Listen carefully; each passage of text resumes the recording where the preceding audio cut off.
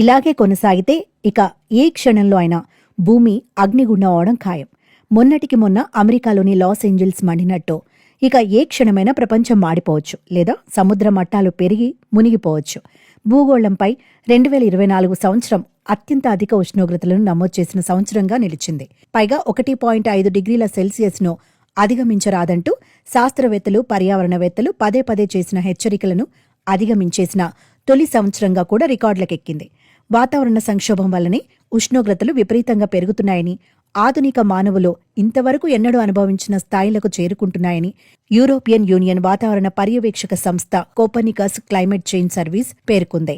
రికార్డులు నమోదు చేయడం ఆరంభించినప్పటి నుండి 2024లో ప్రతి నెల కూడా అత్యంత వేడిగా ఉండటం లేదా రెండో స్థానంలో ఉండటం జరుగుతూ వచ్చిందని C3S డైరెక్టర్ కార్లో బంటెంపో మీడియాతో పేర్కొన్నారు. 2024లో భూగోళం సగటు ఉష్ణోగ్రతలో పారిశ్రామికీకరణ కాలం 1850 నుండి 1900 నాటికన్నా 1.6 డిగ్రీల సెల్సియస్ అధికంగా ఉన్నాయని తెలిపారు.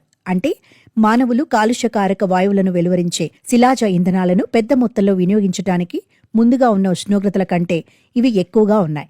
అయితే శాశ్వతంగా ఈ లక్ష్మణ రేఖను ఉల్లంఘించినట్లు కాదని, కానీ ఆ ప్రమాదానికి చాలా దగ్గరగా వస్తున్నామని C3S పేర్కొంది.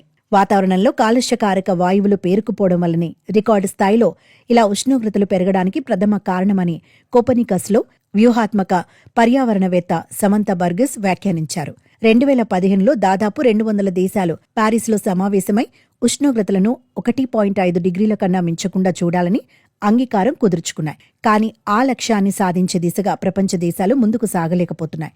ఈలోగా ప్రపంచవ్యాప్తంగా పలుచోట్ల వాతావరణ ముప్పులను ప్రజలు తీవ్రంగా ఎదుర్కొంటున్నారు.